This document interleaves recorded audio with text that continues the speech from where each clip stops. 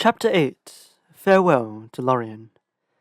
That night the company was again summoned to the chamber of Celeborn, and there the lord and lady greeted them with fair words. At length Celeborn spoke of their departure. "Now is the time," he said, "when those who wish to continue the quest must harden their hearts to leave this land. Those who no longer wish to go forward may remain here for a while, but whether they stay or go none can be sure of peace. For we are now come to the edge of doom. Here those who wish may await the oncoming of the hour till either the ways of the world lie open again, or we summon them to the last need of Lorien. Then they may return to their own lands, or else go to the long home of those that fall in battle." There was a silence. "They all resolved to go forward," said Galadriel, looking in their eyes. "As for me," said Boromir, "my way home lies onward and not back." "That is true," said Celeborn, "but is all this company going with you to Minas Tirith?" "We have not decided our course," said Aragorn. "Beyond Lothlorien, I do not know what Gandalf intended to do. Indeed, I do not think that even he had any clear purpose." "Maybe not," said Celeborn. "Yet when you leave this land, you can no longer forget the great river. As some of you know well, it cannot be crossed by travellers with baggage between Lorien and Gondor save by boat. And are not the bridges of Osgiliath broken down, and all the landings held now by the enemy? On which side will you journey? The way to Minas Tirith lies upon this side, upon the west, but the straight road of the quest lies east of the river upon the darker shore. Which shore will you now take?" "If my advice is heeded, it would be the western shore and the way to Minas Tirith," answered Boromir. "But I am not the leader of the company." The others said nothing, and Aragorn looked doubtful and troubled. "I see that you do not yet know what to do," said Celeborn. "It is not my part to choose for you, but I will help you as I may. There are some among you who can handle boats. Legolas, whose folk know the swift forest river, and Boromir of Gondor, and Aragorn the traveller." "And one hobbit," cried Merry. "Not all of us look on boats as wild horses.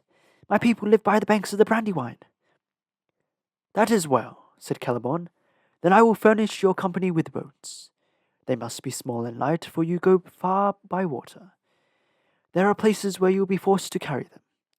You will come to the rapids of San Gebir, and maybe at last to the great falls of Rassos, where the river thunders down from Nen Hithol. And there are other perils. Boats may make your journey less toilsome for a while, yet they will not give you counsel. In the end, you must leave them in the river, and turn west or east." Aragorn thanked Celeborn many times. The gift of boats comforted him much, not least because there would now be no need to decide his course for some days. The others, too, looked more hopeful.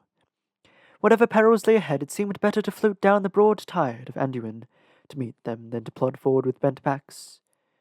Only Sam was doubtful. He, at any rate, still thought boats as wild and as bad as wild horses, or worse, and not all the dangers that he had survived made him think better of them. "All shall be prepared for you and await you at the haven before noon tomorrow," said Celeborn. "I will send my people to you in the morning to help you make ready for the journey. Now we will wish you all a fair night and untroubled sleep." "Good night, my friends," said Galadriel. "Sleep in peace. Do not trouble your hearts overmuch with thought of the road tonight.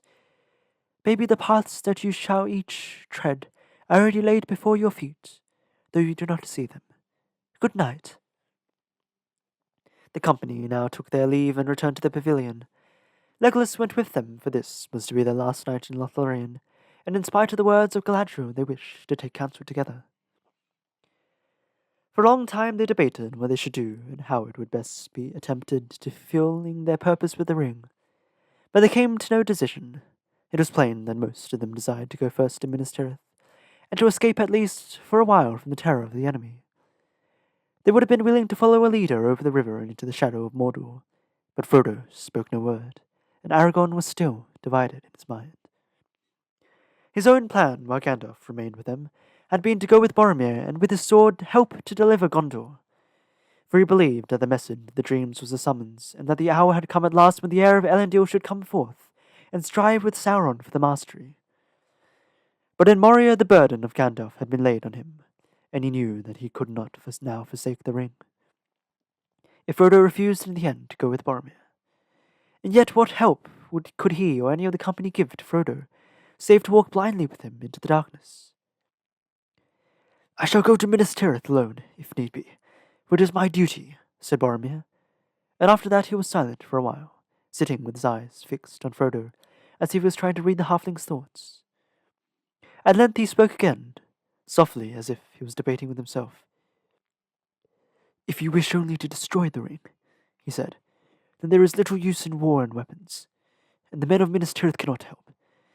But if you wish to destroy the armed might of the Dark Lord, then it is folly to go without force into his domain, and folly to throw away." He paused suddenly, as if he had become aware of what he was speaking his thoughts aloud. "It would be folly to throw our lives away, I mean," he ended. "It is a choice between defending a strong place and walking openly into the arms of death. At least that is how I see it." Frodo caught something new and strange in Boromir's glance, and he looked hard at him. Plainly, Boromir's thought was different from his final words. It would be folly to throw away what? The Ring of Power? He had said something like this at the council, but then he had accepted the correction of Elrond. Frodo looked at Aragorn, but he seemed deep in his own thought and made no sign that he had heeded Boromir's words. So the debate ended. Merry and Pippin were already asleep, and Sam was nodding. The night was growing old. In the morning, as they began to pack their slender goods, elves that could speak their tongue came to them and brought them many gifts of food and clothing for the journey. The food was mostly in the form of very thin cakes, made of a meal that was baked a light brown on the outside, and inside was the color of cream. Gimli took up one of the cakes and looked at it with a doubtful eye. "Crumb," he said under his breath, and he broke off a crisped corner and nibbled at it. His expression quickly changed, and he ate all the rest of the cake with relish. "No more, no more," cried the elves, laughing. "You have eaten enough already for a long day's march." "I thought it was only a kind of cram, such as the dalemen make for journeys in the wild," said the dwarf. "So it is," they answered, "but we call it lambas, or waybread, and it is more strengthening than any food made by men, and it is more pleasant than cram by all accounts." "Indeed it is," said Gimli. "Why, it is better than the honey cakes of the Beornings, and that is great praise, for the Beornings are the best bakers that I know of. But they are none too willing to deal out their cakes to travellers in these days. You are kindly hosts." "All the same we bid you spare the food," they said. "Eat little at a time and only at need. For these things are given to serve you when all else fails. The cakes will keep sweet for many days, if they are unbroken and left in their leaf wrappings, as we have brought them. One will keep a traveller on his feet for a day of long labour, even if he be one of the tall men of Minas Tirith." The elves next unwrapped and gave each of the company the clothes they had been brought. For each they had provided a hood and cloak, made, according to his size, of the light but warm silken stuff that the Galadrim wove. It was hard to say what colour they were. Grey with the hue of twilight under the leaves they seemed to be, and yet, if they were moved or set in another light, they were green as shadowed leaves, or brown as fallen fields by night, dusk silver as water under the stars. Each cloak was fastened about the neck with a brooch like a green leaf veined with silver. "Are these magic cloaks?" asked Pippin, looking at them with wonder. "I do not know what you mean by that," answered the leader of the elves. "They are fair garments, and the web is good, for it was made in this land. They are elvish robes, certainly, if that is what you mean. Leaf and branch, water and stone, they have had the hue and the beauty of those under the twilight of Lorien that we love. For we put the thought of all that we love into all that we make. Yet they are garments, not armour, and they will not turn shaft or blade. But they should serve you well. They are light to wear and warm enough to cool, or cool enough at need. And you will find them a great aid in keeping out the sight of unfriendly eyes, whether you walk among the stones and the trees. You are indeed high in the favour of the lady, for she herself and her maidens wove this stuff, and never before have we clad strangers in the garb of our own people." After their morning meal, the company said farewell to the lawn by the fountain. Their hearts were heavy, for it was a fair place, and it had become like home to them, though they could not count the days and nights that they had passed there. As they stood for a moment, looking at the white water in the sunlight, Haldir came walking towards them over the green grass, the glade. Frodo greeted him with delight. "I have returned from the northern fences," said the elf, "and I am sent now to be your guide again. The Dimril Dale is full of vapour and clouds of smoke, and the mountains are troubled. There are noises in the deeps of the earth. If any of you had thought of returning northwards to your homes, you would not have been able to pass that way. But come, your path now goes south." As they walked through Caras Galadhon, the green ways were empty, but in the trees above them many voices were murmuring and singing. They themselves went silently. At last, Haldir led them down the southern slopes of the hill, and they came again to the great gate, hung with lamps, and to the white bridge, and so they passed out and left the city of the elves. Then they turned away from the paved road and took a path that went off into the deeps, thicket of malon trees, and passed on, winding through rolling woodlands of silver shadow, leading them ever down, southwards and eastwards, towards the shores of the river. They had gone some 10 miles, and noon was at hand, when they came on a high green wall. Passing through an opening, they came suddenly out of the trees. Before them lay a long lawn of shining grass, studded with golden Elenor that glinted in the sun. The lawn ran out into a narrow tongue between bright margins. On the right and west the Silverlode flowed, glittering. On the left and east the great river rolled, its broad waters deep and dark. On the further shores the woodlands still marched on southwards as far as the eye could see, but all the banks were bleak and bare. No Malon lifted its gold-hung boughs beyond the land of Lorien. On the bank of the Silverlode, at some distance up from the meeting of the streams, there was a height of white stones and white wood. But by it were moored many boats and barges. Some were brightly painted and shone with silver and gold and green, but most were either white or grey. 3 small grey boats had been made ready for the travellers, and in these the elves stowed their goods. And they added also coils of rope, 3 to each boat. Slender they looked, but strong, silken to the touch, grey of hue like the elven cloaks. "What are these?" asked Sam, handling one that lay upon the greensward. "Ropes indeed," answered an elf from the boats. Never travel far without a rope, and one that is long and strong and light. Such are these. They may be a help in many needs." "You don't need to tell me that," said Sam. "I've come without any, and I've been worried ever since. But I was wondering what these were made of. Knowing a bit about rope making, it's in the family, you might say." "They are made of heathlane," said the elf. "But there is no time now to instruct you in the art of their making. Had we known that this craft delighted you, we could have taught you much. But now, alas! Unless you should at some time return hither, you must be content with our gift. May it serve you well." "Come," said Haldir. "All is now ready for you. Enter the boats, but take care at first." "Heed the words," said the other elves. "These boats are light built, and they are crafty, and unlike the boats of other folk. They will not sink, lade them as you will, but they are wayward if mishandled. It would be wise if you accustomed yourself to stepping in and out, here where there is a landing place, before you set off downstream." The company was arranged this way. Aragorn, Frodo, and Sam were in one boat, Boromir, Merry, and Pippin in another, and in the third were Legolas and Gimli, who had now become fast friends. In this last boat, most of the goods and packs were stowed. The boats were moved and steered with short, handled paddles that had broad leaf-shaped blades. When all was ready, Aragorn led them on a trial up the Silverlode. The current was swift, and they went forward slowly. Sam sat in the bows, clutching the sides and looking back wistfully to the shore. The sunlight glittered on the water, dazzling his eyes. As they passed beyond the green field at the tongue, the trees drew down to the river's bank. Here and there golden leaves tossed and floated on the rippling stream. The air was very bright and still, and there was a silence, except for the high distant song of larks. They turned a sharp bend in the river, and there, sailing proudly down the stream towards them, they saw a swan of great size. The water rippled on either side of the white breast beneath its curving neck. Its beak shone like burnished gold, and its eyes glinted like jet set in yellow stones. Its huge white wings were half lifted.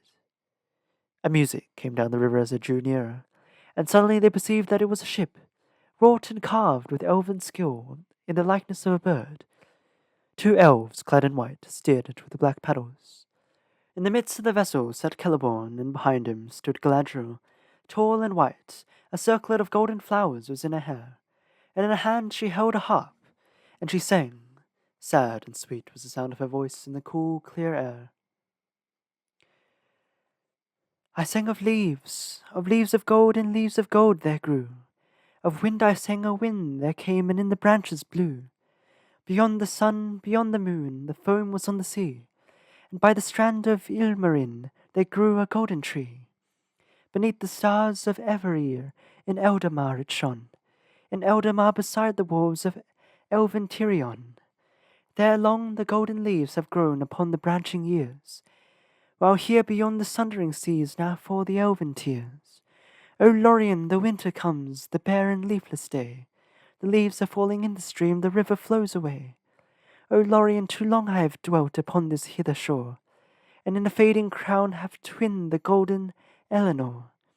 But if of ships I now should sing, what ship would come to me? What ship would bear me ever back across so wide a sea?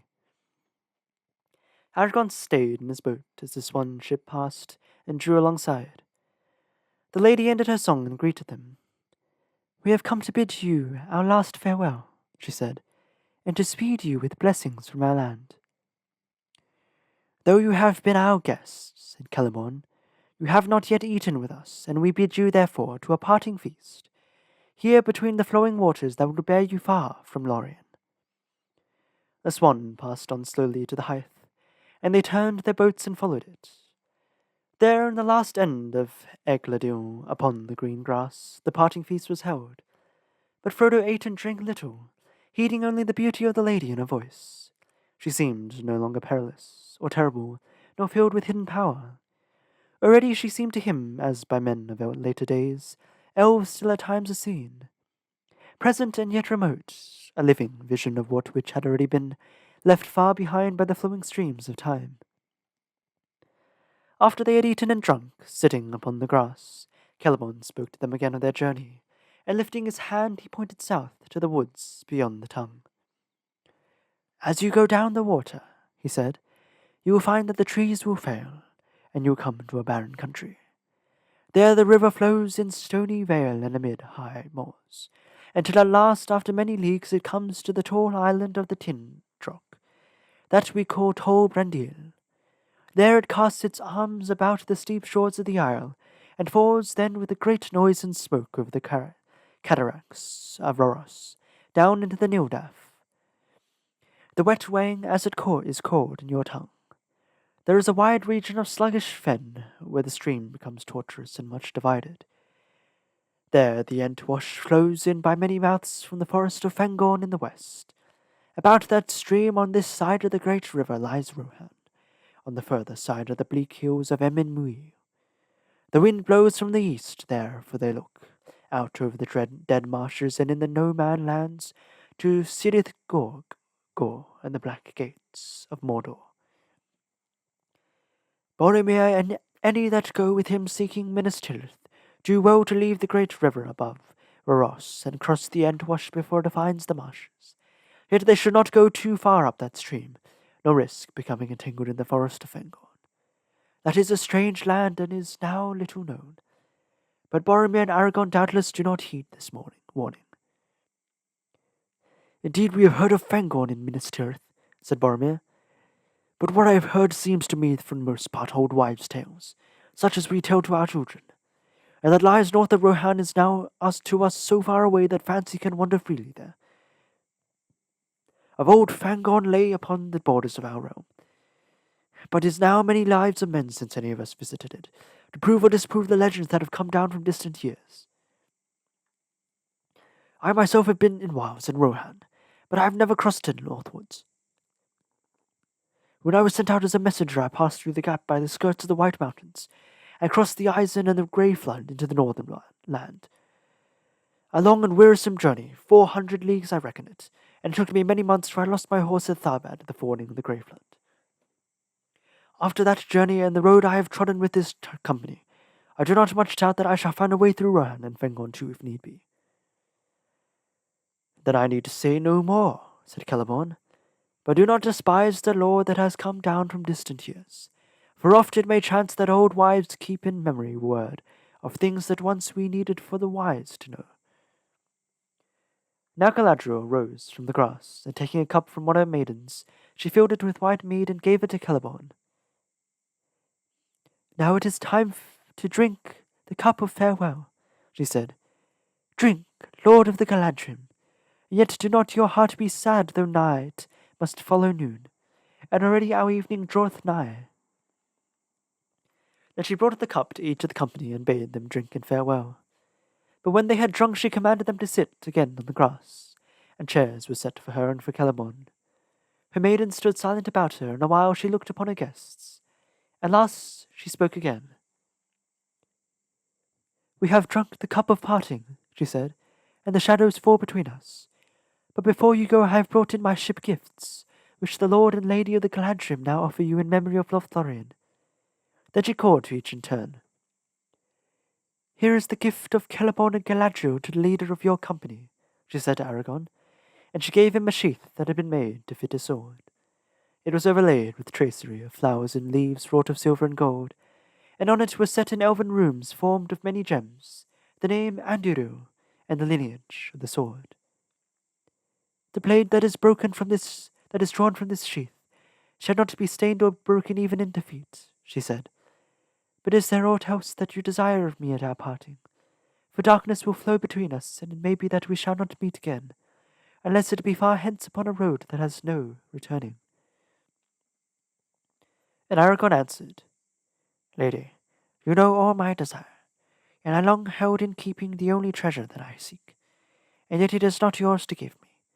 Even if you would, and only through darkness shall I come to it. Yet maybe this will lighten your heart, said Galadriel, for it was left in my care to be given to you, and should you pass through this land. Then she lifted from her lap a great stone of clear green set in a silver brooch, that was wrought in the likeness of an eagle with outspread wings, and as she held it up the gem flashed in the sun, shining through the leaves of spring. This stone I gave to Celebrian, my daughter, and she to hers, and now it comes to you as a token of hope.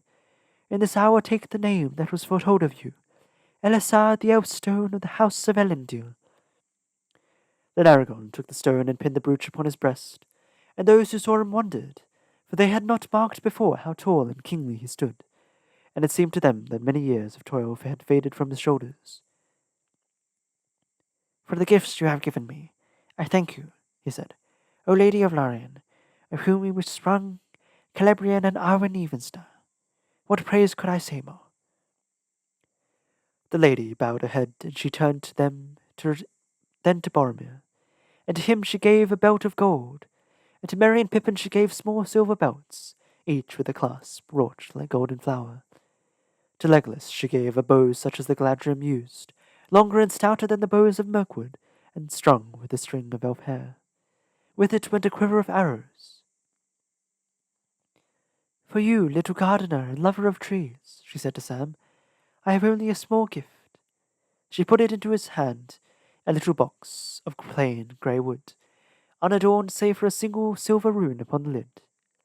Here is set G for Galadriel, she said, but also it may stand for garden in your tongue. In this box there is earth from my orchard, and such blessing as Galadriel has still to bestow is upon it. It will not keep you on your road, nor defend you against any peril, but if you keep it and see your home again at last, then perhaps it may reward you. Though you should find all barren and laid waste, there will be few gardens in Middle-earth that will bloom like your garden, if you sprinkle this earth there. Then you may remember Galadriel and catch a glimpse far off of Lorien, that you have seen only in our winter, for our spring and our summer are gone by, and they will never be seen on earth again save in memory. Sam was red to the ears and muttered something inaudible, as he clutched the box and bowed as well as he could. And what gift would a dwarf ask of the elves? said Galadriel, turning to Gimli. None, lady, answered Gimli. It is enough for me to have seen the Lady of the Galadrim, and to have heard her gentle words. Hear, all ye elves, she cried to those about her. Let none say again that dwarves are grasping and ungracious. Yet surely, Gimli, son of Gloin, you desire something that I could give. Name it, I bid you. You shall not be the only guest without a gift. There is nothing, Lady Galadriel, said Gimli, bowing low and stammering, unless it might be, unless it is permitted to ask, nay, to name a single strand of your hair, which surpasses the gold of the earth, as the stars surpass the gems of the mine. I do not ask for such a gift, but you commanded me to name my desire. The elf stirred and muttered with astonishment, and Celeborn gazed at the dwarf in wonder. But the lady smiled. It is said that the skill of the dwarves is in their hands rather than in their tongues, she said. Yet that is not true of Gimli, for none have ever made to me a request so bold and yet so courteous. And how shall I refuse, since I commanded him to speak? But tell me, what would you do with such a gift? Treasure it, lady, he answered, in memory of your words to me at our first meeting. And if ever I return to the smithies of my home, it shall be such an imperishable crystal, to be an heirloom of my house, and a pledge of goodwill between the mountain and the wood, until the end of days. Then the lady unbraided one of her long tresses, and cut off 3 golden hairs, and laid them in Gimli's hand. These words shall go with the gift, she said. I do not foretell, for all foretelling is now in vain. On the one hand lies darkness, and on the other only hope. But if hope should not fail, then I say to you, Gimli, son of Gloin, that your hands shall flow with gold, yet over you gold shall have no dominion. And you, ring-bearer, she said, turning to Frodo, I come to you last, who are not last in my thoughts. For you I have prepared this. She held up a small crystal phial. It glittered as she moved it, and rays of white light sprang from her hand. In this phial, she said, is caught the light of Erendil's star, set amid the waters of my fountain. It will shine still brighter when night is about you. May it be a light to you in dark places, when all other lights go out. Remember Galadriel and her mirror. Frodo took the phial, and for a moment it shone between them. He saw her again standing like a queen, great and beautiful, but no longer terrible. He bowed, but found no words to say. Now the lady rose, and Celeborn led them back to the hearth. A yellow noon lay on the green land of the tongue, and the water glittered with silver. All at last was made ready. The company took their places in the boats as before. Crying farewell, the elves of Lorien, with long grey poles, thrust them out into the flowing stream, and the rippling waters bore them slowly away. The travellers sat still without moving or speaking. On the green bank, near to the very point of the tongue, the Lady Galadriel stood alone and silent. As they passed her, they turned, and their eyes watched her slowly, floating away from them. For it seemed to them Lorien was slipping backward, like a bright ship masted with enchanted leaves, sailing on to forgotten shores, while they sat helpless upon the margin of the grey and leafless world. Even as they gazed, the Silverlord passed out into the currents of the great river, and the boats turned and began to speed southwards. Soon the white form of the lady was small and distant. She shone like a window of glass upon a far hill in the westering sun, or as a remote lake seen from a mountain, a crystal fallen in the lap of the land. Then it seemed to Frodo that she lifted her arms in final farewell, and far but piercing clear on the following wind came the sound of her voice singing. But now she sang in the ancient tongue of the elves beyond the sea, and he did not understand the words. Fair was the music, but it did not comfort him. Yet, as is the way of elvish words, they remained grave in his memory, and long afterwards he interpreted them as well as he could. The language was that of the elven song, and spoke of things little known on Middle-earth.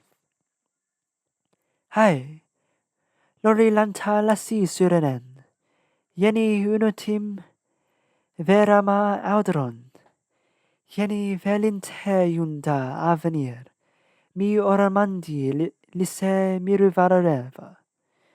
Andure pela vado teluma.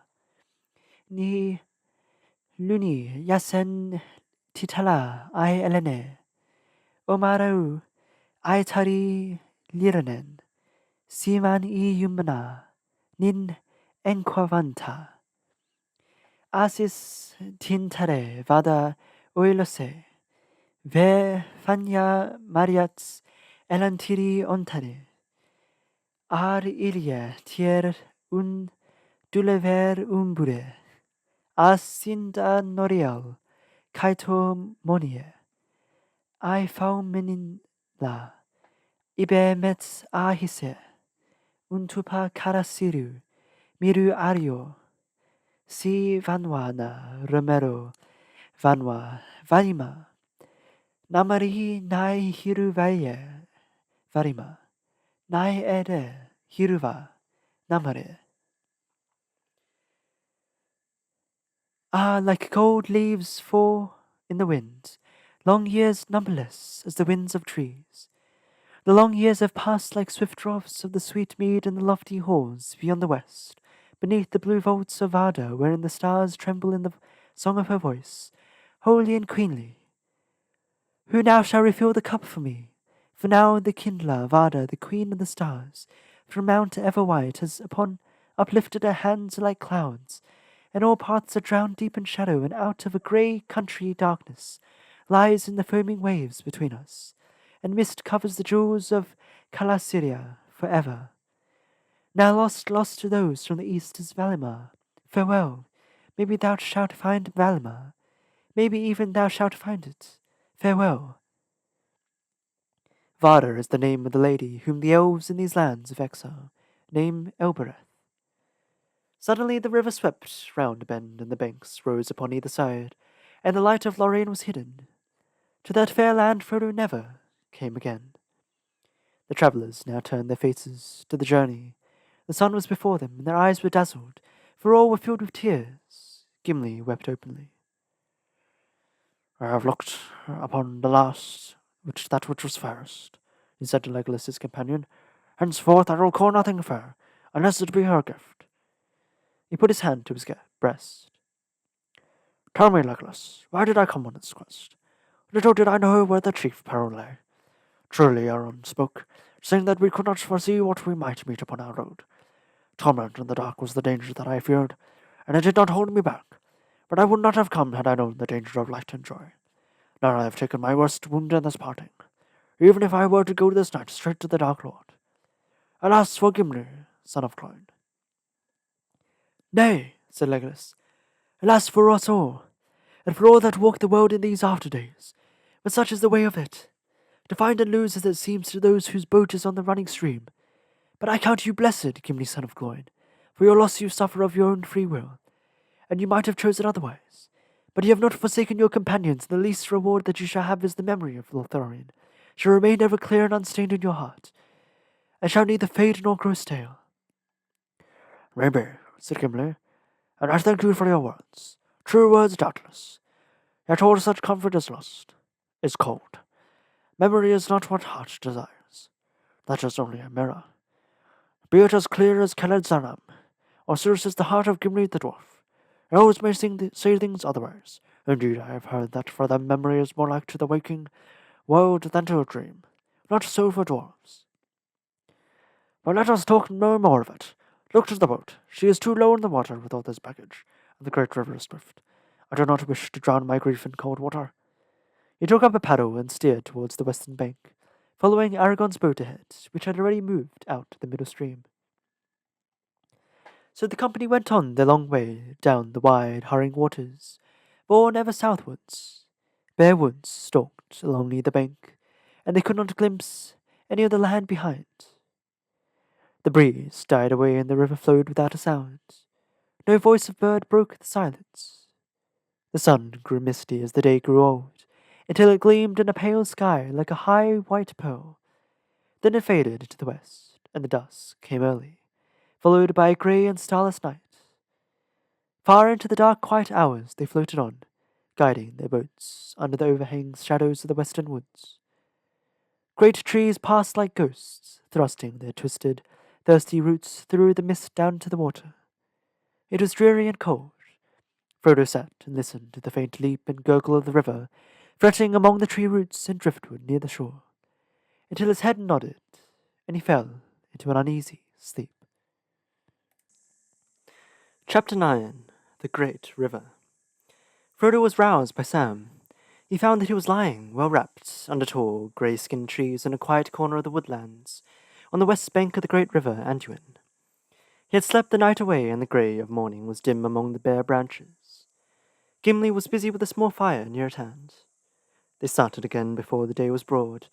Not that most of the company were eager to hurry southwards. They were content that the decision which they must make at latest when they came to Ross and the Tindrock Isle still lay some days ahead, and they let the river bear them on at its own pace, having no desire to hasten towards the perils that lay beyond, whichever course they took in the end.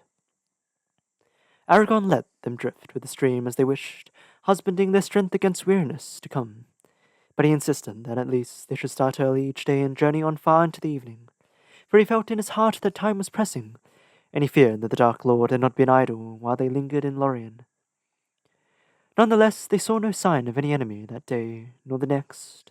The dull grey hours passed without event. As the third day of their voyage wore on, the lands changed slowly. The trees thinned, and they then failed altogether. On the eastern bank to their left, they saw long, formless slopes stretching up and away towards the sky. Brown and withered they looked, as if fire had passed over them, leaving no living blade of green. An unfriendly waste, without even a broken tree or a bold stone to relieve the emptiness. They had come to the brown lands that lay vast and desolate between southern Mirkwood and the hills of Emyn Muil. What pestilence or war or evil deed of the enemy had so blasted all that region, even Aragorn could not tell.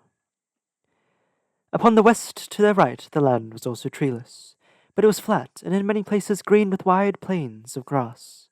On this side the river they passed forests of great reeds, so tall that they shut out all view to the west, as the little boats went rustling by along their fluttering borders. Their dark, withered plumes bent and tossed in the light cold airs, hissing softly and sadly.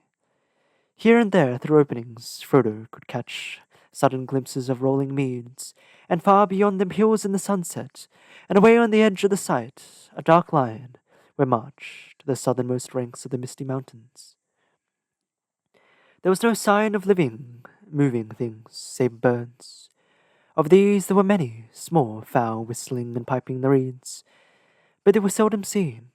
Once or twice the travellers heard the rush and whine of swan wings, and looking up they saw a great phalanx streaming along the sky. "Swans," said Sam, "and mighty big ones too." "Yes," said Aragorn, "and they are black swans." "How wide and empty and mournful this country looks," said Frodo. "I always imagined that as one journeyed south, it got warmer and merrier, until winter was left behind forever."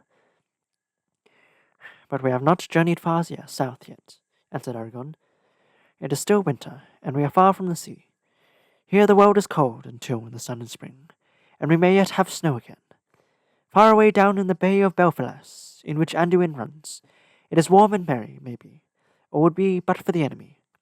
But here we are not above 60 leagues, I guess, south of the South Farthing away in your shire, hundreds of long miles yonder. You are looking now southwest across the north plains of the Riddermark, Rohan, the land of the horse lords. Ere long we shall come to the mouth of the Limelight, that runs down from Fangorn to join the great river. That is the north boundary of Rohan, and of old that lay between Limelight and the Might Mountains belonged to the Rohirrim.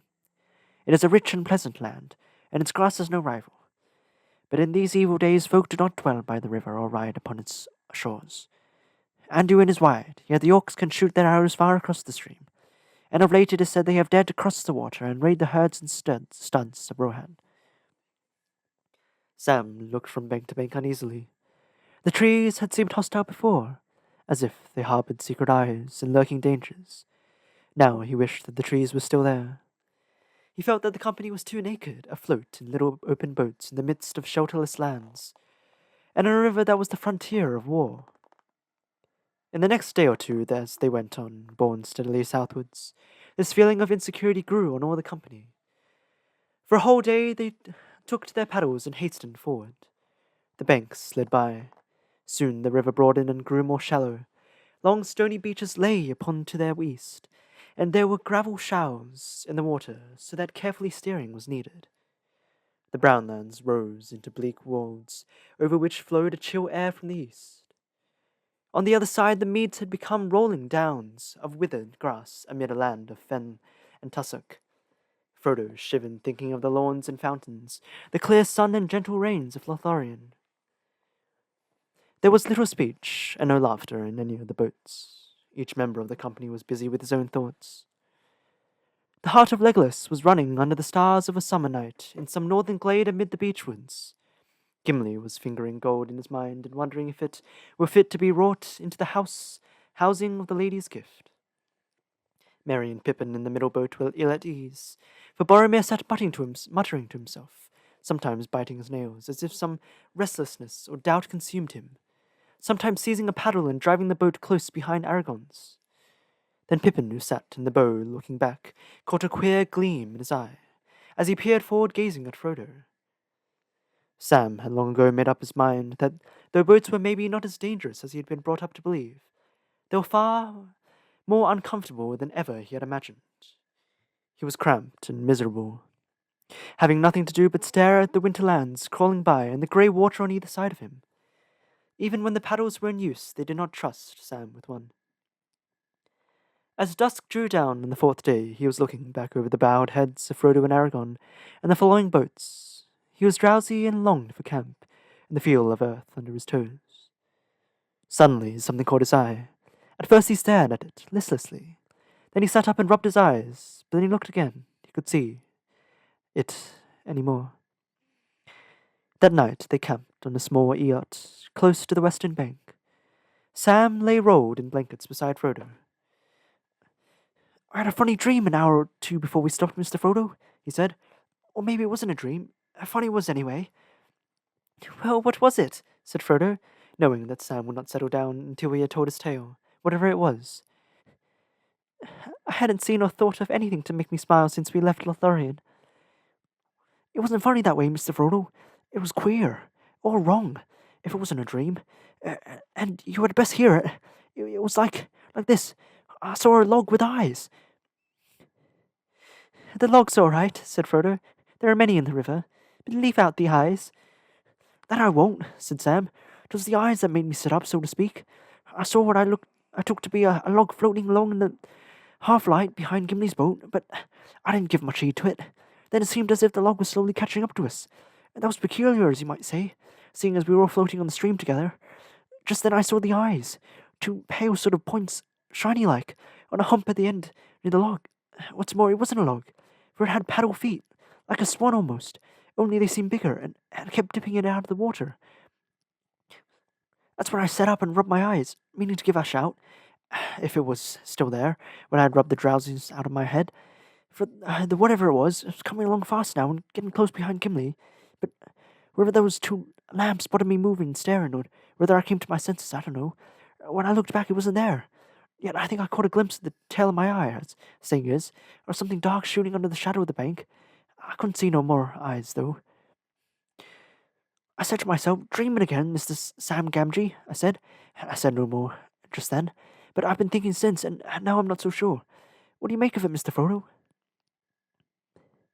"I should make nothing of it but a log and the dusk and sleep in your eyes, Sam," said Frodo, "if this was the first time that those eyes had been seen. But it isn't. I saw them away back north before we reached Lorien, and I saw a strange creature's eyes climbing on the flet that night. Howdy saw it too. And do you remember the report of the elves that went after the orc band?" "Ah," said Sam, "I do, and I remember more too. I don't like my thoughts, but thinking of one thing and another, and Mr. Bilbo's stories and all, I fancy I could put a name on the creature at a guess. A nasty name. Gollum, maybe." "Yes, that is what I have feared for some time," said Frodo. "Ever since the night on the flat, I supposed he was lurking in Moria, and picked up out on our trail then, but I hoped that our stay in Lorien would throw him off the scent again.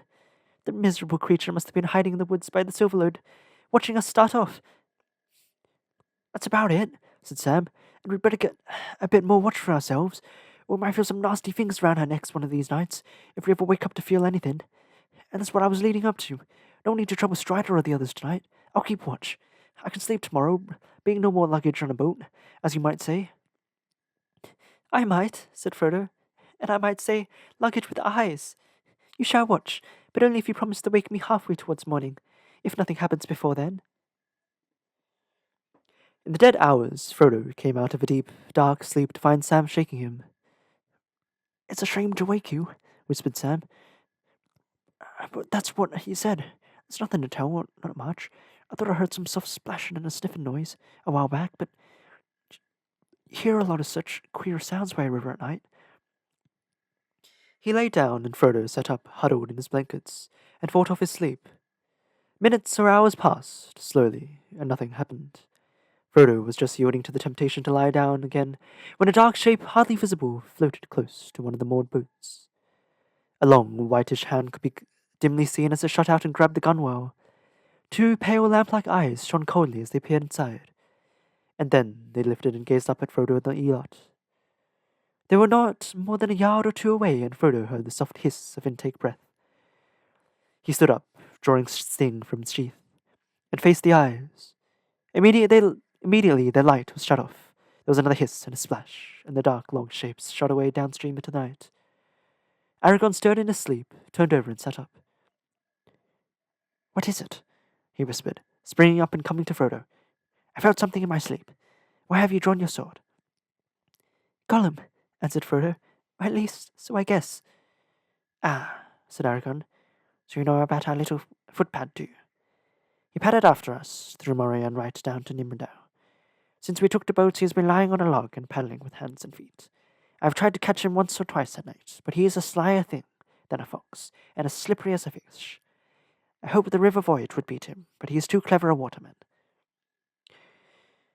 We shall have to try going faster tomorrow. You lie down now, and I'll keep watch for what is left of the night. I wish I could lay my hands on the wretch. We might make him useful, but if I cannot, we shall have to try and lose him. He is very dangerous. Quite apart from murder by night, on his own account, he may put an enemy that is about our tracks. The night passed without Gollum showing so much as a shadow again. After that, the company kept a sharp lookout, but they saw no more of Gollum while the voyage lasted. If he was still following, he was very wary and cunning. At Aragorn's bidding, they paddled now for long spells, and the banks went swiftly by. But they saw little of the country, for they journeyed mostly by night and twilight, resting by day and lying as hidden as the land allowed. In this way, the time passed without event until the 7th day. The weather was still grey and overcast, with wind from the east, but as evening drew into night, the sky away westward cleared, and pools of faint light, yellow and pale green, opened under the grey shores of cloud.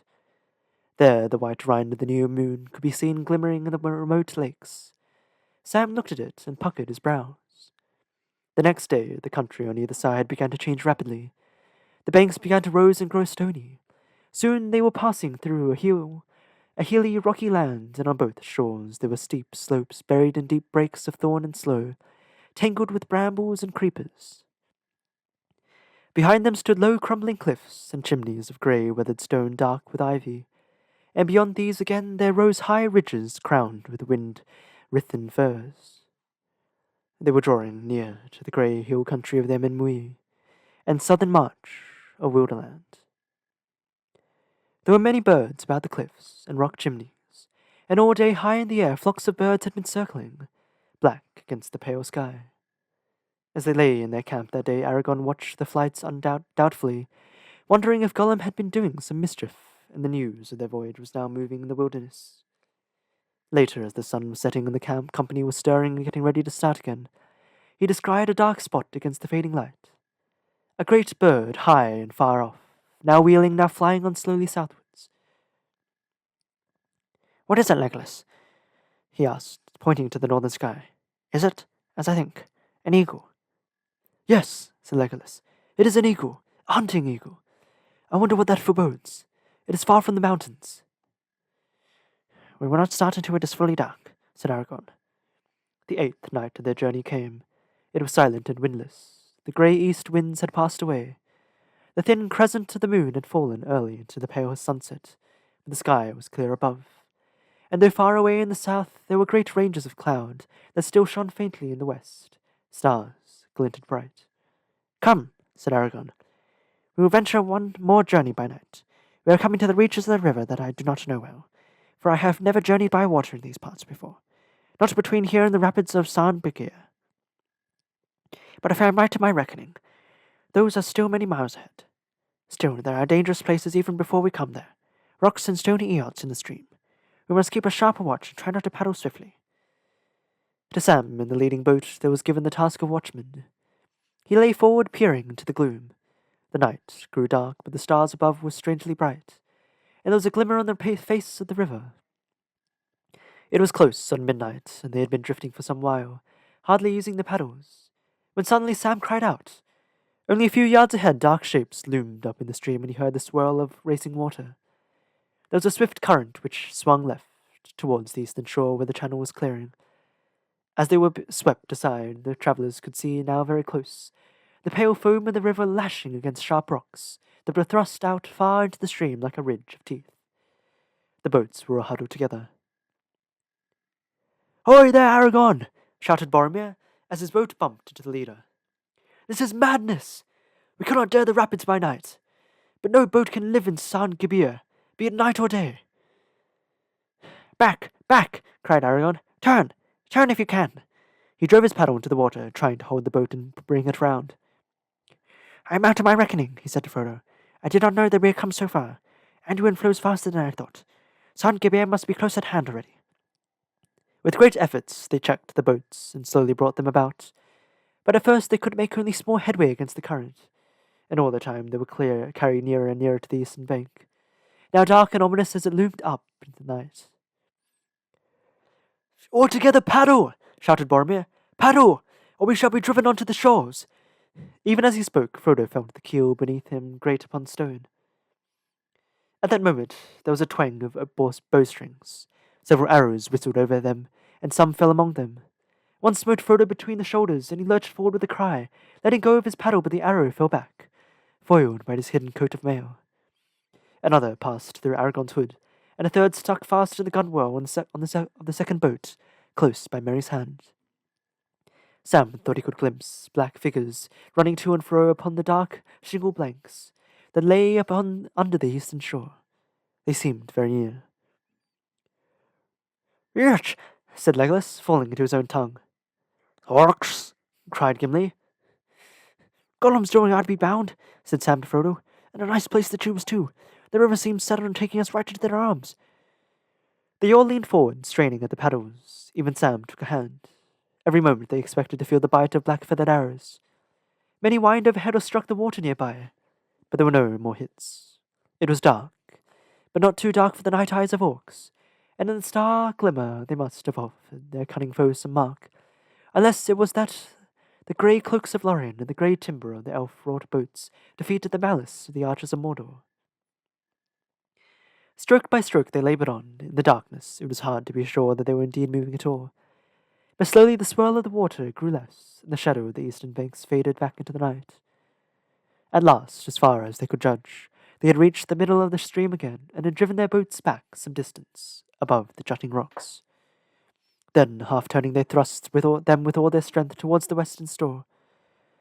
Under the shadow of bushes leaning out over the water, they halted and drew breath. Legolas laid down his paddle and took up the bow that he brought from Lorien. Then he sprang ashore and climbed a few paces up the bank. Stringing the bow and fitting an arrow, he turned, peering back over the river into the darkness. Across the river, there were shrill cries, but nothing could be seen.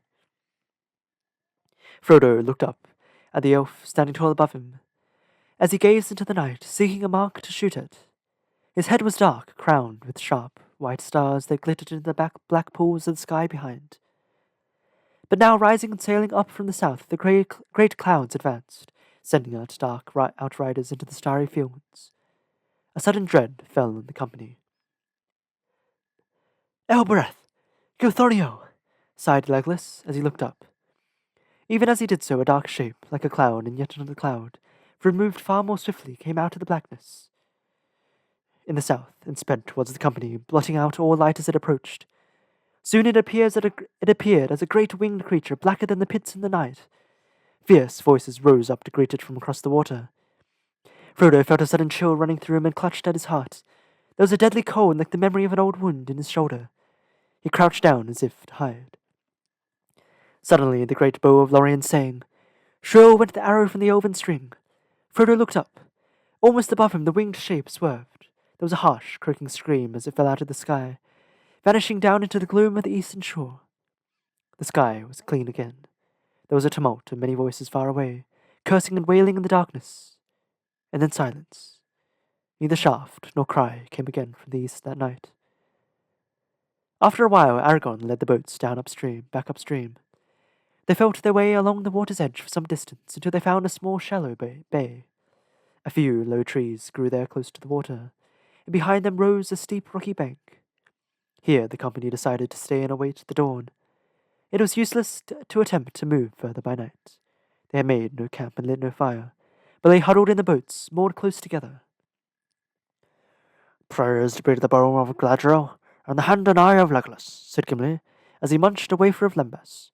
That was a mighty shot from the dark, my friend. But who can say what it hit? Said Legolas.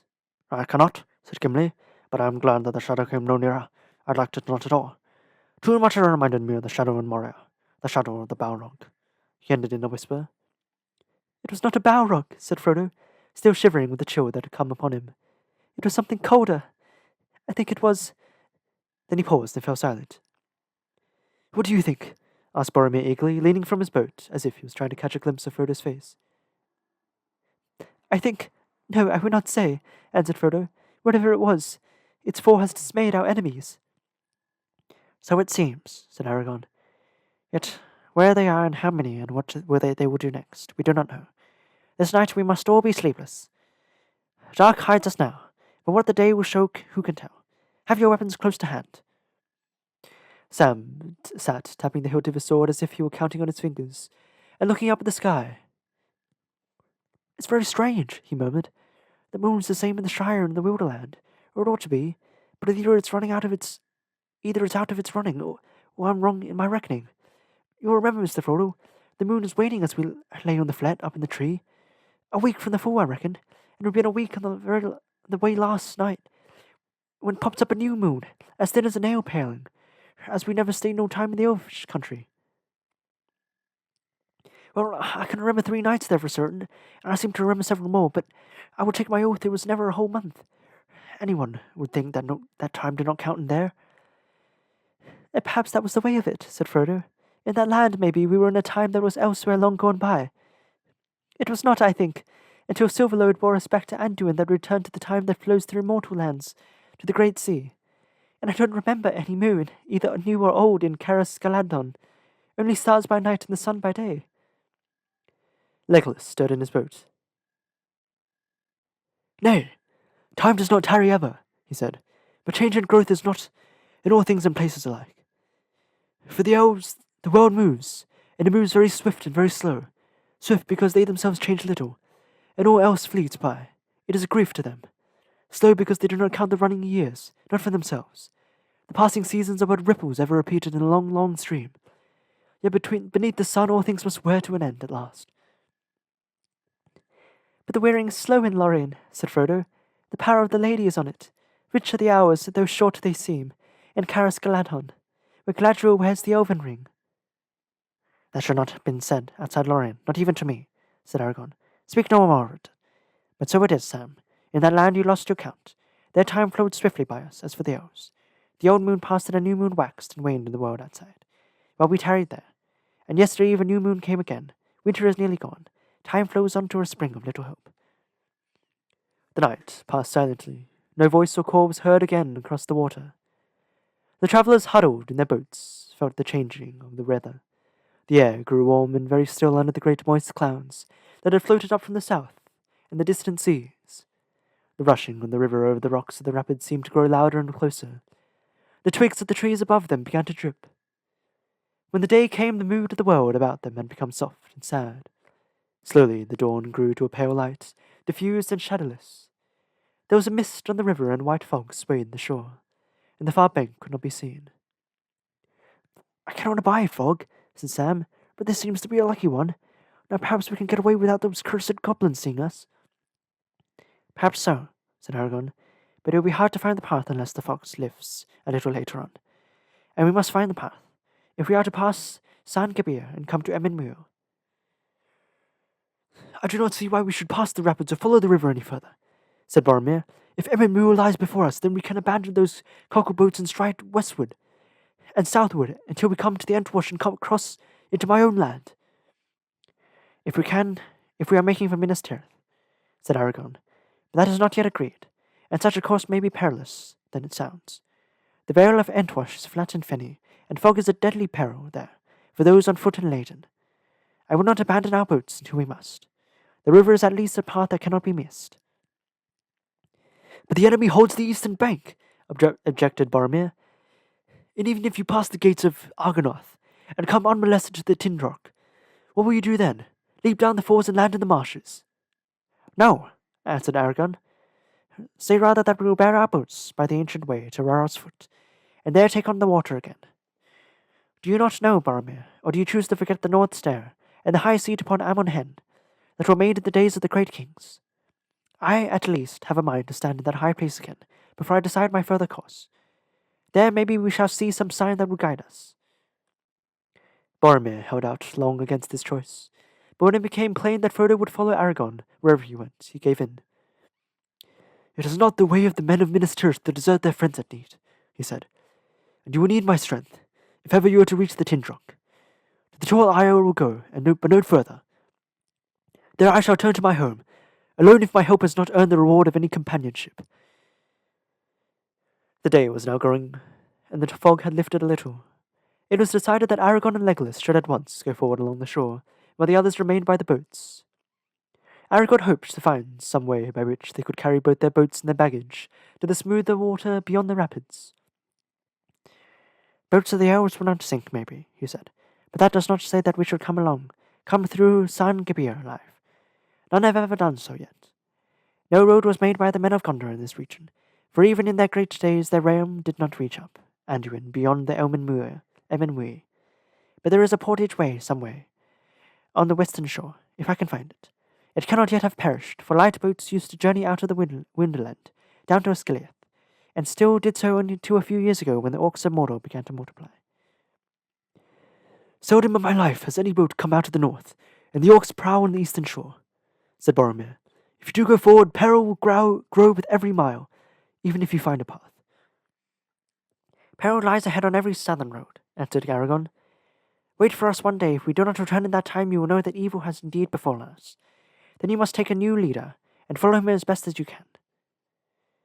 It was with a heavy heart that Frodo saw Aragorn and Legolas climb the steep bank and vanish into the mists.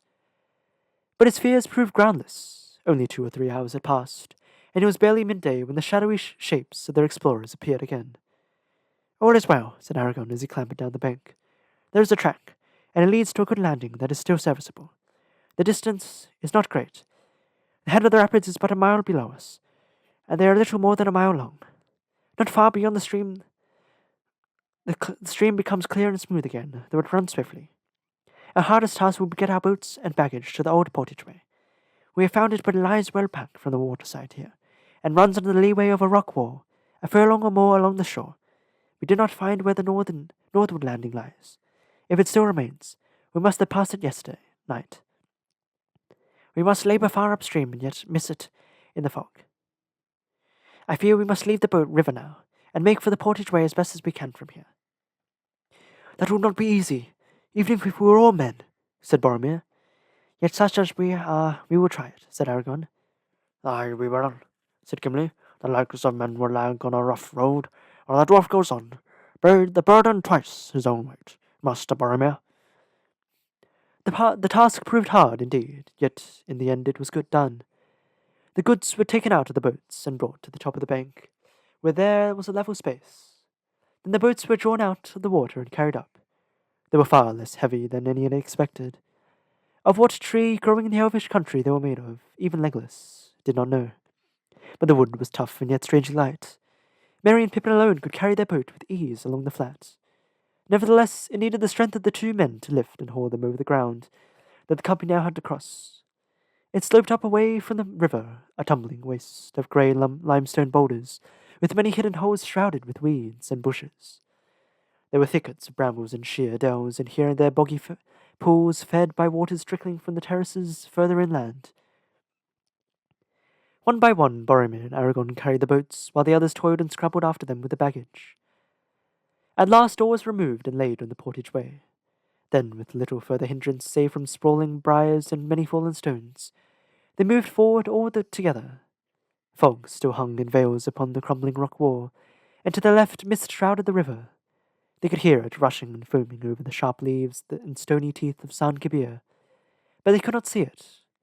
Twice they made the journey before all was brought safe to the southern landing. There the portage way, turning back to the waterside, ran gently down to the shallow edge of a little pool. It seemed to have been scooped in the riverside, not by hand, but by the water, swirling away down from Sam Gabir against a low pier of rock that jutted out some way into the stream. Beyond it, the shore rose sheer into a grey cliff, and there was no further passage for those on foot. Already the short afternoon was past, and a dim, cloudy dusk was closing in. They sat beside the water listening to the confused rush and roar of the rapids hidden in the mist. They were tired and sleepy, and their hearts were as gloomy as the dying day. "Well, here we are, and here we must pass another night," said Boromir. "We need sleep, and even if Aragorn has in mind to pass the gates of Argonath by night, we're all too tired, except, no doubt, our sturdy dwarf." Gimli made no reply. He was nodding as he sat. "Let us rest much as we can now," said Aragorn. "Tomorrow we must journey by day again, unless the weather changes once more and cheats us. We shall have a good chance of slipping through unseen by any eyes on the eastern shore. But tonight two must watch together in the churns. 3 hours off and one on guard." Nothing happened that night worse than a brief drizzle of rain now before dawn. As soon as it were fully light, they started. Already the fog was thinning. They kept as close as they could to the western side, and they could see the dim shapes of low cliffs rising ever higher, shadowy walls with their feet in the hurrying river. In the mid-morning the clouds drew down lower and it began to rain heavily. They drew the skin covers over their boats to prevent them from being flooded, and drifted on. Little could be seen before them or about them through the grey, fallen curtains. The rain, however, did not last long. Slowly the sky above grew lighter, and then suddenly the clouds broke, and the draggling fringes trailed away northward up the river. The fogs and mists were gone. Before the travellers lay a wide ravine, with great rocky sides to which clung, upon shelves and in narrow crevices, a few thorn trees. The channel grew narrow and the river swifter. Now they were speeding along with little hope of stopping or turning, whatever they might meet ahead. Over them was a lane of pale blue sky, and about and around them the dark overshadowed river, and before them, black, shutting out the sun, the hills of Emenwy, in which no opening could be seen. Frodo peered forward in the distance, two great rocks approaching. Like great pinnacles or pillars of stone they seemed. Tall and sheer and ominous they stood upon either side of the stream. A narrow gap appeared between them, and the river swept the boats towards it. "Behold the Argonath, pillars of the kings!" cried Aragorn. "We shall pass them soon. Keep the boats in line and as far apart as you can. Hold the middle of the stream." As Frodo was borne towards them, the great pillars rose like towers to meet him. Giants they seemed to him, vast grey figures, silent but threatening. Then he saw that they were indeed shaped and fashioned. The craft and power of old had wrought upon them, and still they preserved, through the suns and rains of forgotten years, the mighty likeness in which they had been hewn. Upon a great pedestal founded in the deep waters stood two great kings of stone. Still with blurred eyes and cranian brows they frowned upon the north. The left hand of each was raised palm outwards in gesture of warning. In each right hand there was an axe. Upon each head there was a crumbling helm and crown. Great power and majesty they still wore, the silent wardens of a long-vanquished kingdom. Awe and fear fell upon Frodo, and he cowered down, shutting his eyes, and did not dare to look up as the boat drew nearer. Even Boromir bowed his head as the boats whirled by, frail and fleeting, as little leaves under the enduring shadow of the sentinels of Númenor. Soon they passed into the dark chasms of the gates. Sheer rose the dreadful cliffs to the unguessed heights on either side. Far off was the dim sky. The black waters roared and echoed, and a wind screamed over them. Frodo, crouching over his knees, heard Sam in front muttering, groaning. What a place!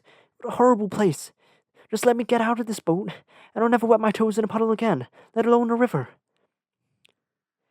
Fear not, said a strange voice behind him. Frodo turned and saw Strider, and yet not Strider, for the weather-worn ranger was no longer there. In the stern sat Aragorn, son of Arathon, proud and erect, guiding the boats with skilful strokes. His hood was cast back, and his dark hair was blowing in the wind. A light was in his eyes, a king returning from exile to his own land. Fear not, he said. Long have I desired to look upon the likenesses of Isildur and Arion, my sires of old. Under their shadow Elisar, the elf-stone son of Arathon, of the house of Valandil, Isildur's son, heir of Elendil, has naught to dread. And the light of his eyes faded, and he spoke to himself. Would that Gandalf were here! How my heart yearns for Minas Anor, and the walls of my own city. But whither now shall I go? The chasm was long and dark, and filled with the noise of wind and rushing water and echoing stone.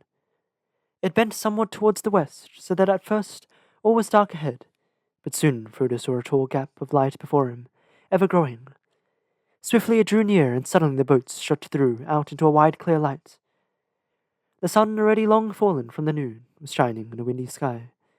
The pent waters spread out into a long oval lake, pale Nen Hithol, fenced by steep grey hills whose sides were clad with trees. But the heads were bare, cold gleaming in the sunlight. At the far southern end rose 3 peaks. The midmost stood somewhat forward from the others, and sundered from them an island in the waters, about which the flowing river flung pale shimmering arms. Distant but deep there came upon on the wind a roaring sound like the roll of thunder heard far away. Behold, Tol Brandir, said Aragorn, pointing south to the tall peak. Upon the left stands Amon Lahore, and on the right is Amon Hen, the hills of hearing and of sight. In the days of the great kings there were high seats upon them, and watch was kept there.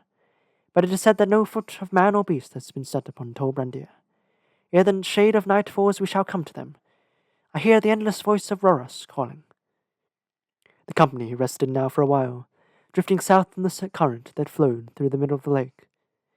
They ate some food, and then they took to their paddles and hasted on their ways. The sides of the westward hills fell into shadow, and the sun grew round and red. Here and there a misty star appeared out. The 3 peaks loomed before him, darkling in the twilight. Rhoros was roaring with a great voice. Already night was laid on the flowing waters, where the travellers came at last under the shadow of the hills. The 10th day of their journey was over. Wilderland was behind them. They could go no further without choice between the east way and the west. The last stage of the quest was before them. Chapter 10. The Breaking of the Fellowship. Aragorn led them to the right arm of the river. Here, upon its western side, under the shadow of Tol Brandir, a green lawn ran down to the water from the feet of Amon Hen. Behind it rose the first gentle slopes of the hill clad with trees, and trees marched away westward along the curving shore of the lake. A little spring fell tumbling down and fed the grass. Here we will rest tonight, said Aragorn. This is the lawn of Parth Galen, a fair place in the summer days of old. Let us hope that no evil has yet come here. They drew up their boats on the green banks, and beside them made their camp. They set a watch, but had no sight nor sound of their enemies.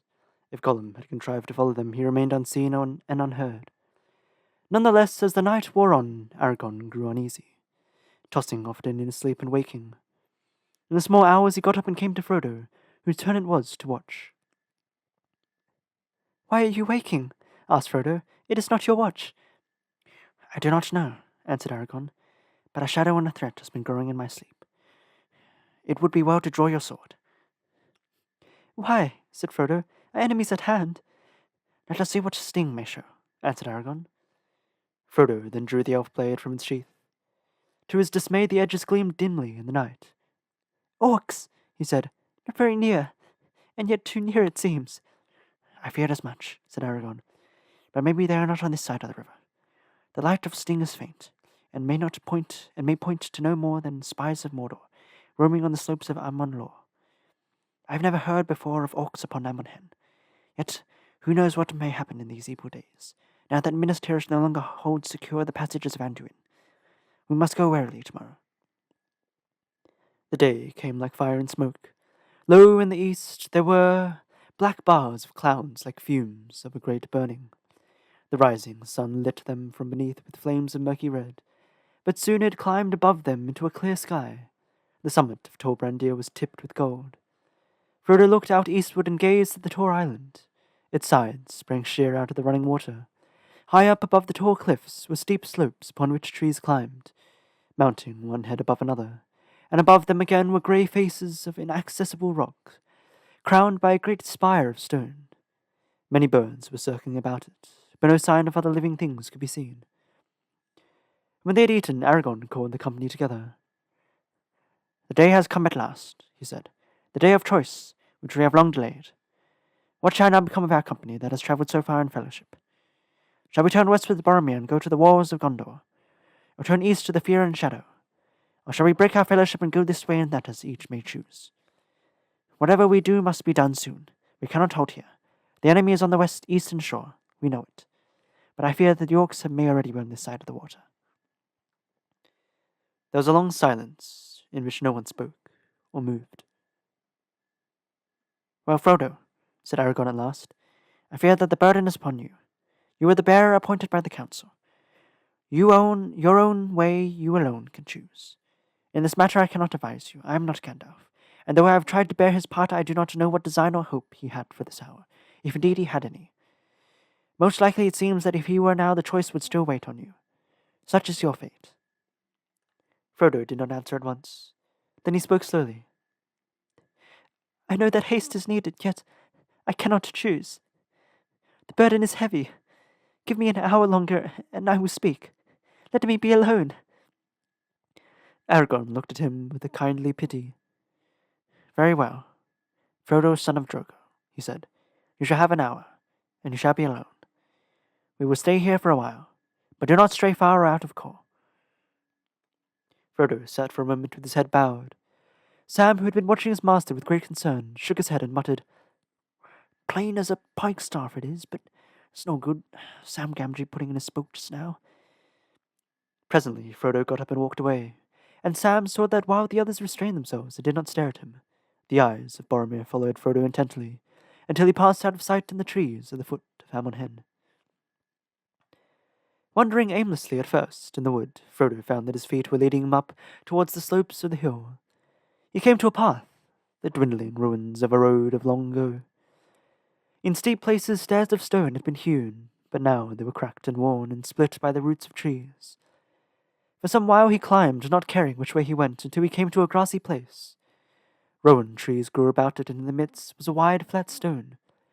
The little upland lawn was open upon the east, and was now filled with the early morning sun. Frodo halted and looked out over the river far below him, to Tor Brandir and the birds wheeling in the great gulf of air between him and the untrodden isle. The voice of Roros was a mighty roaring, mingled with a deep throbbing boom. He sat down upon the stone and cupped his chin in his hands, staring eastwards but seeing little with his eyes. All that had happened since Bilbo left the Shire was passing through his mind, and he recalled and pondered everything that he could remember of Gandalf's words. Time went on, and still he was no nearer to a choice. Suddenly he awoke from his thoughts. A strange feeling came to him, and something was behind him.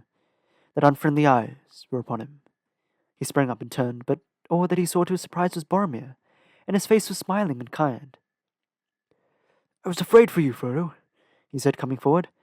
"If Aragorn is right, and orcs are near, then none of us should wander alone, and you least of all. So much depends on you. And my heart, too, is heavy. May I stay now and talk for a while, since I have found you? It would comfort me. Where there are so many, all speech becomes a debate without end. But two together may perhaps find wisdom." "You are kind," answered Frodo, "but I do not think that any speech will help me. For I know what I should do, but I am afraid of doing it, Boromir. Afraid." Boromir stood silent, while Ross roared endlessly on. The wind murmured in the branches of the trees. Frodo shivered. Suddenly Boromir came and sat beside him. Are you sure that you do not suffer needlessly? He said.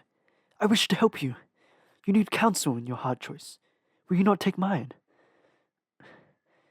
I think I know already what counsel you would give, Boromir, said Frodo, and it would seem like wisdom, but for the warning of my heart. Warning? Warning against what? Said Boromir sharply. Against delay. Against the way that seems easier.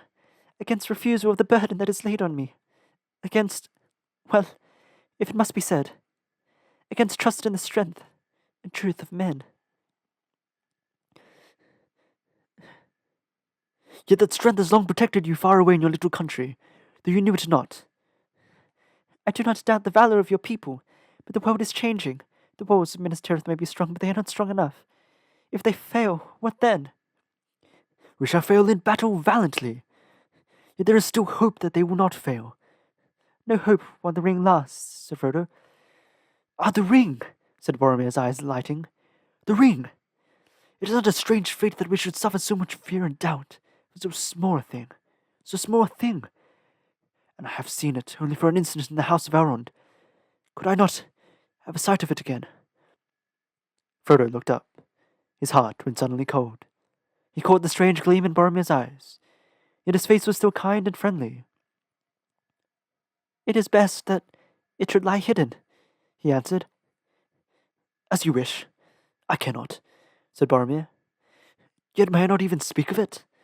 For you seem ever to think only of its power in the hands of the enemy, of its evil uses, not of its good. The world is changing, you say. Minas Tirith will fall if the ring lasts. But why? Certainly if the ring were in the hands of the enemy, but why if it were with us? We are not at the council, answered Frodo, because we cannot use it, and what is done with it turns to evil. Boromir got up and walked about impatiently. So you go on, he cried. Gandalf, Elrond, all those folk who have told you to say so. For themselves they might be right. These elves and half-elves and wizards, they would come to grief perhaps. Yet often I doubt if they were wise, and not merely timid. But each to his own kind. True-hearted men, they will not be corrupted. We of Minas Tirith have been staunched through long years of trial. We do not desire the power of wizard lords, only strength to defend ourselves, strength in our cause. And behold, in our need chance brings the light, the ring of power. It is a gift to the foes of Mordor. It is mad to not use it, to use the power of the enemy against him. The fearless, the ruthless, these alone will achieve victory. What could not a warrior do in this hour, a great leader? What could not Aragorn do? If he refuses, why not Boromir? The ring would give me power of command. How it would drive the hosts of Mordor, and all men will flock to my banner. Boromir strode up and down, speaking even more loudly. Almost he seemed to have forgotten Frodo, while his talk dwelt on wars and weapons and the mustering of men. And he drew plans of great alliances and of glorious victories to be. And he cast down Mordor, and he himself became a mighty king, benevolent and wise. Suddenly he stopped and waved his arms. They tell us to throw it away, he cried. I do not say destroy it. That might be well, if reason could show any hope of doing so. It does not. The only plan that is proposed to us is that Halfling should walk blindly into Mordor and offer the enemy every chance of recapturing it for himself. Folly! Surely you see it, my friend, he said, turning now suddenly to Frodo again. You say that you are afraid. If it is so, the boldest should pardon you. But it is not really your good sense that revolts. No, I am afraid, said Frodo, simply afraid. But I am glad to have heard you speak so fully. My mind is clearer now.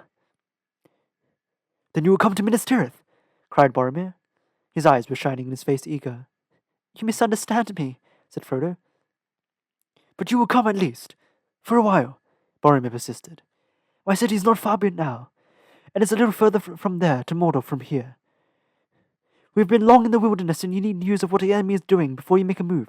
Come with me, Frodo, he said. You need rest before your venture if you go must. He laid his hand on the hobbit's shoulder in a friendly fashion, but Frodo felt the hand trembling with suppressed excitement. He stepped quickly away, and eyed with alarm the tall man, nearly twice his height and many times his match in strength. Why are you so unfriendly? Said Boromir. I am a true man, neither thief nor tracker. I need your ring, that you know now. But I give you my word that I do not desire to keep it. Will you not at least let me make a trial of my plan? Lend me the ring!" "No, no!" cried Frodo. "The council laid it upon me to bear it." "It is by our own folly that the enemy will defeat us," cried Boromir. "How it angers me! Fool! Obstinate fool! Running wilfully to death and ruining our cause. If any mortals have claim to the ring, it is the men of Númenor and not halflings. It is not yours by happy chance. It might have been mine. It should be mine. Give it to me!" Frodo did not answer, but moved away until the great flat stone stood between them. "Come, come, my friend," said Boromir in a softer voice. "Why not get rid of it? Why not be free of your doubt and fear? You can lay the blame on me if you will. You can say that I was too strong and took it by force. For I am too strong for you, halfling," he cried, and suddenly he sprang over the stone and leapt at Frodo. His fair and pleasant face was hideously changed. A raging fire was in his eyes. Frodo dodged aside and again put the stone between them. There was only one thing he could do. Trembling, he pulled out the ring upon its chain and quickly slipped it on his finger, even as Boromir sprang at him. The man gasped, stared for a moment amazed, then ran wildly about, seeking here and there among the rocks and trees. "Miserable trickster!" he shouted. "Let me get my hands on you! Now I see your mind! You will take the ring to Sauron and Selesor! You have only waited your chance to leave us in the lurch! Curse you and all halflings to death and darkness!" Then catching his foot on a stone, he fell, sprawling and lay upon his face. For a while he was as still as if his own curse had struck him down, and then suddenly he wept. He rose and passed his hand over his eyes, dashing away the tears. "What have I done?" he cried. "What have I done? Frodo! Frodo!" he cried. "Come back! A madness took me, but it has passed. Come back!" There was no answer.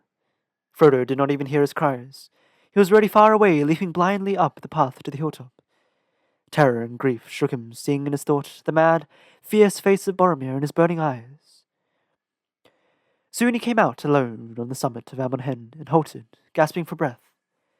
He saw as through a wide flat circle paved with many mighty flags, and surrounded with crumbling battlements, and in the middle, set upon 4 carven pillars, was a high seat, reached by a stair of many steps. Up he went and sat upon the ancient chair, feeling like a lost child that had clambered upon the throne of mountain kings. At first he could see little. He seemed to be in a world of mist in which there were only shadows. The ring was upon him. Then here and there the mist gave way, and he saw many visions, small and clear as if they were under his eyes upon a table and yet remote. There was no sound, only bright living images.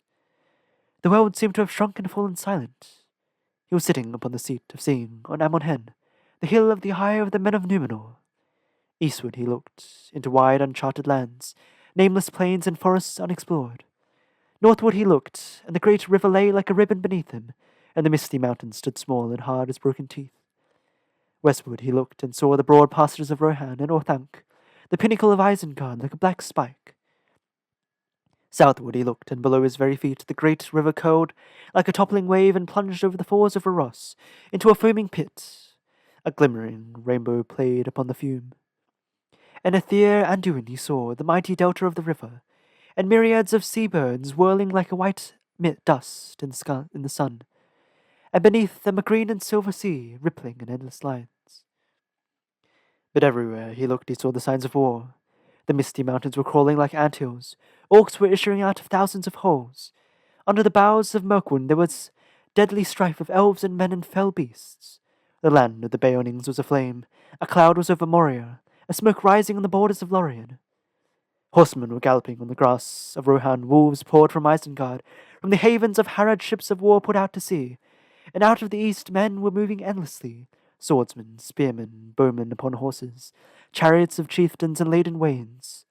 All the power of the Dark Lord was in motion.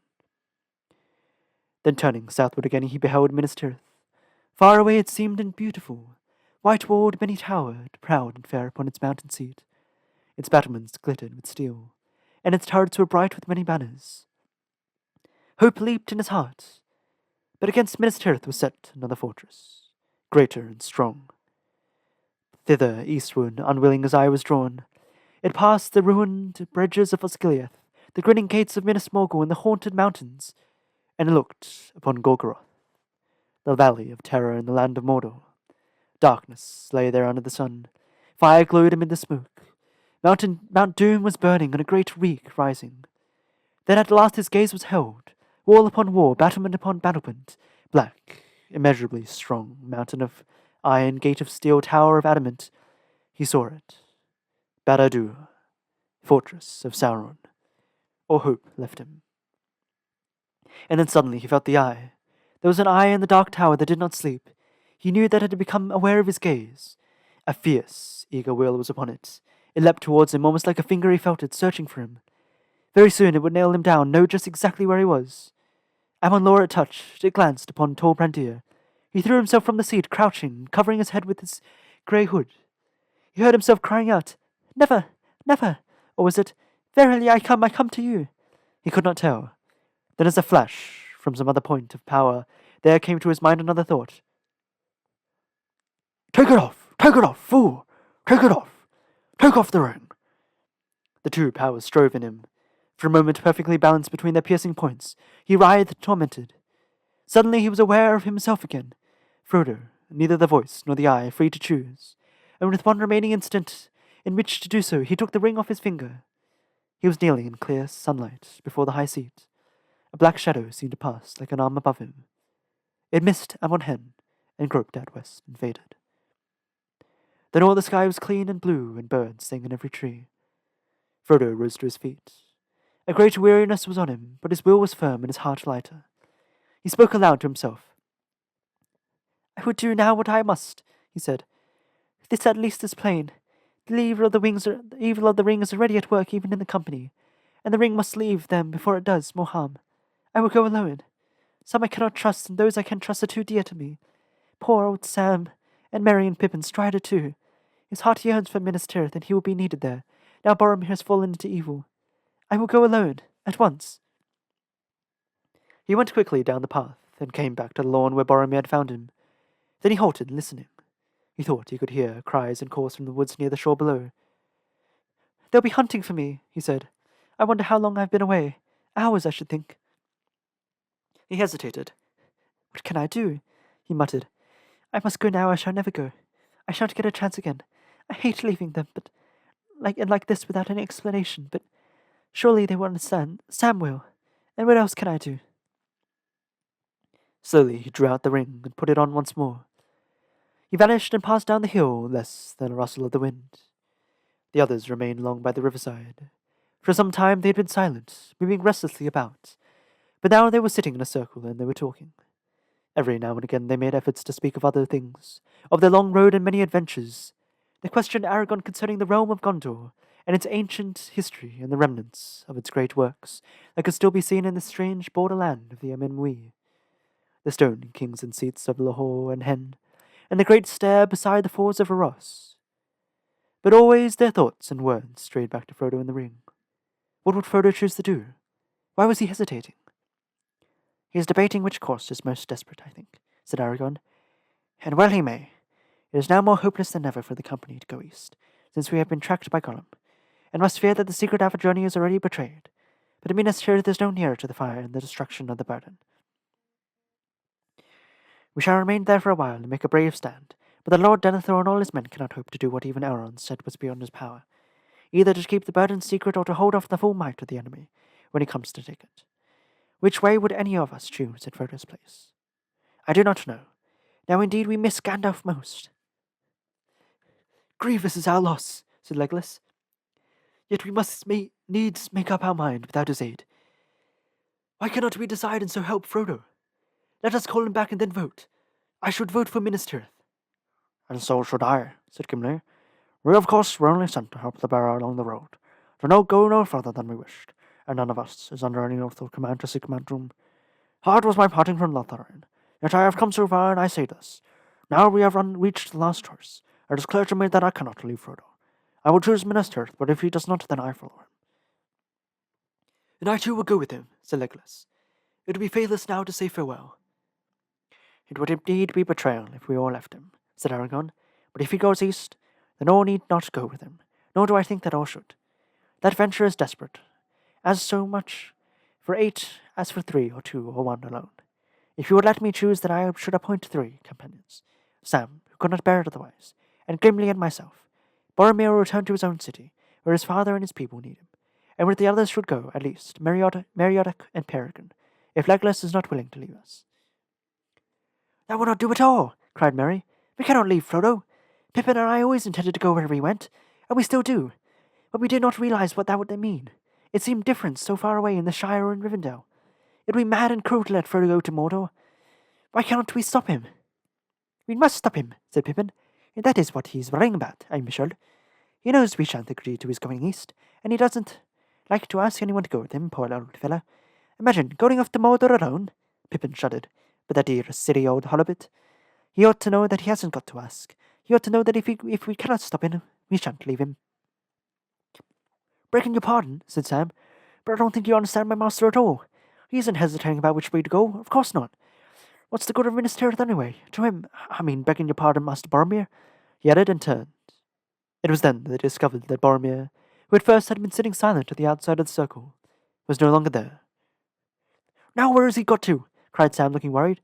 It's been a bit queer lately, to my mind. But anyway, he's not in this business. He's off to his home, as he always said, and no blame to him.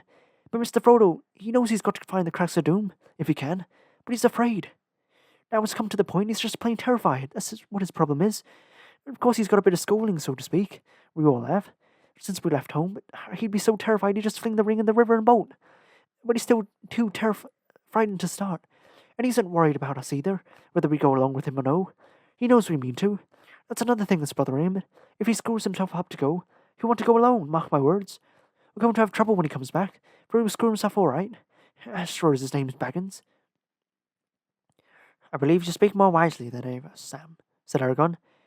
And what shall we do, if you prove right? Stop him! Don't let him go! Cried Pippin. I wonder, said Aragorn. He is the bearer, and the fate of the burden is on him.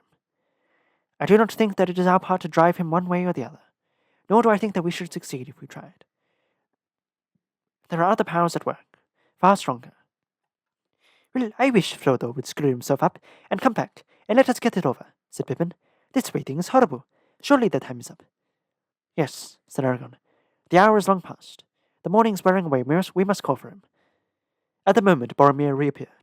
He came out of the trees and walked towards them without speaking. His face looked grim and sad. He paused as if counting those that were present, and then sat down aloof with his eyes on the ground. Where have you been, Boromir? Asked Aragorn. Have you seen Frodo? Boromir hesitated for a second. Yes. And no, he answered slowly. Yes, I found him some way up the hill. I spoke to him. I urged him to come to Minas Tirith, and not to go east. I grew angry and he left me. He vanished. I've never seen such a thing before, though I have heard of it in tales. He must have put the ring on. I could not find him again. I thought he would return to you. Is that all that you have to say? Said Aragorn, looking hard and not kindly at Boromir. Yes, he answered. I will say no more yet. This is bad, cried Sam, jumping up.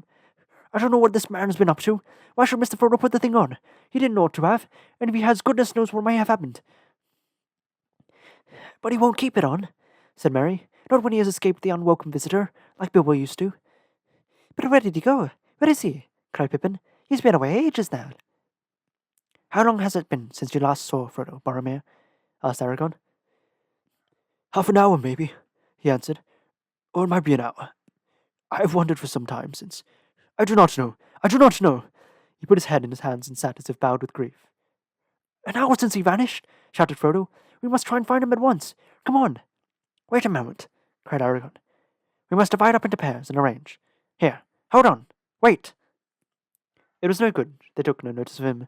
Sam had dashed off first. Merry and Pippin followed, and they were already disappearing westward into the trees by the shore, shouting, Frodo! Frodo! in their clear, high hobbit voices.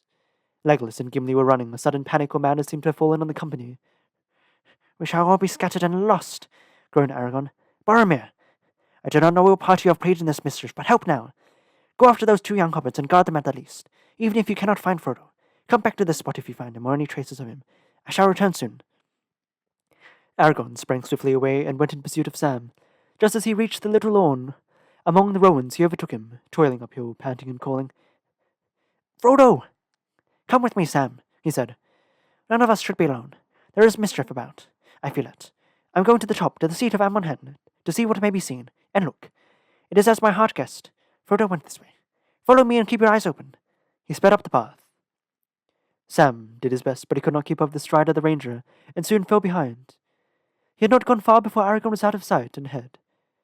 Sam stopped and puffed. Suddenly he clapped his hand to his head.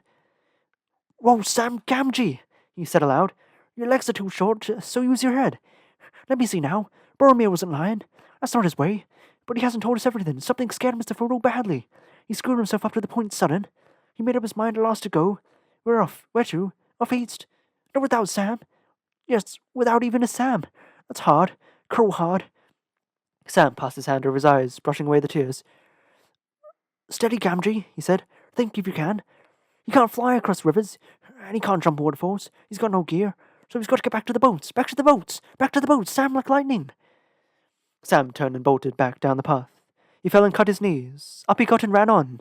He came to the edge of the lawn of Path Galan by the shore, where the boats were drawn up out of the water. No one was there. There seemed to be cries in the woods behind, but he did not heed them. He stood gazing for a moment, stock still gaping. A boat was sliding down the bank all by itself. With a shout, Sam raced across the grass. The boat slipped into the water. Coming, Mr. Frodo! Coming! called Sam and flung himself from the bank, clutching at the departing boat. He missed it by a yard. With a cry and a splash, he fell downward into deep, swift water. Gurgling, he went under, and the river closed over his curly head. An exclamation of dismay came from the empty boat. A paddle swirled, and the boat put about. Frodo was just in time to grasp Sam by the hair as he came up, bubbling and struggling. Fear was staring in his brown eyes. Up you come, Sam, my lad, said Frodo. Now take my hand. Save me, Mr. Frodo, gasped Sam. I'm drowned. I can't see your hand. Here it is. Don't pinch, lad. I won't let you go. Tread water and don't flounder or you'll upset the boat. There now, get hold of the side, and let me use the paddle. With a few strokes, Frodo brought the boat back to the bank, and Sam was able to scrabble out, wet as a water rat. Frodo took off the ring and stepped ashore. Of all the confounded nuisances, you are the worst, Sam, he said. Oh, Mr. Frodo, that's hard, said Sam, shivering. That's hard. Trying to go without me, and all. If I hadn't guessed aright, where would you be now? Safely on my way. Safely, said Sam. All alone and without me to help you. I couldn't have borne it. It would have been the death of me. It would be the death of you if you come with me, Sam, said Frodo. And I could not have borne that. Not as certain as being left behind, said Sam. But I am going to Mordor. I know that well enough, Mr. Frodo. Of course you are. And I'm coming with you. Now, Sam, said Frodo, don't hinder me. The others will be coming back any minute. If they catch me here, I shall have to argue and explain, and I shall never have the heart or the chance to get off. But I must go at once. It is the only way. Of course it is, answered Sam. But not alone. I'm coming too. Or neither of us isn't going. I'll knock holes in all the boats first. Frodo actually laughed. A sudden warmth and gladness touched his heart. Leave one, he said. We'll need it. But you cannot come like this, without your gear or food or anything. Just hold a moment, and I'll get my stuff, cried Sam eagerly. It's all ready. I thought we should be off today. He rushed to the camping place, fished out his pack from the pile where Frodo had laid it, when he emptied the boat of his companion's goods, grabbed a spare blanket and some extra packages of food, and ran back. So all my plan is spoiled, said Frodo. It's no good trying to escape you. But I'm glad, Sam. I can't tell you how glad. Come along. It is plain that we were meant to go together. We will go, and may the others find a safer road. Strider will look after them. I don't suppose we shall see them again. Yeah, we may, Mr. Frodo, we may, said Sam. So Frodo and Sam set off on the last stage of the quest together. Frodo paddled away from the straw and the river and bore them swiftly away, down the western arm and past the frowning cliffs of Tol Brandir. The roar of the great falls drew nearer. Even with such help as Sam could give, it was hard work to pass against the current at the southern end of the island and drive the boat eastward towards the far shore. At length they came to land again upon the southern slopes of Amon Lor.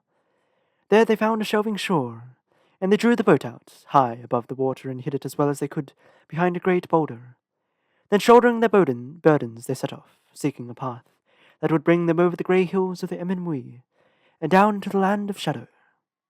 Here ends the first part of the history of the War of the Ring. The second part is called The Two Towers, since the events recounted it are dominated by Orthanc, the citadel of Saruman, and the fortress of Minas Morgul that guards the secret entrance of Mordor. It tells of the deeds and perils of all the members of the now sundered fellowship, until the coming of the Great Darkness.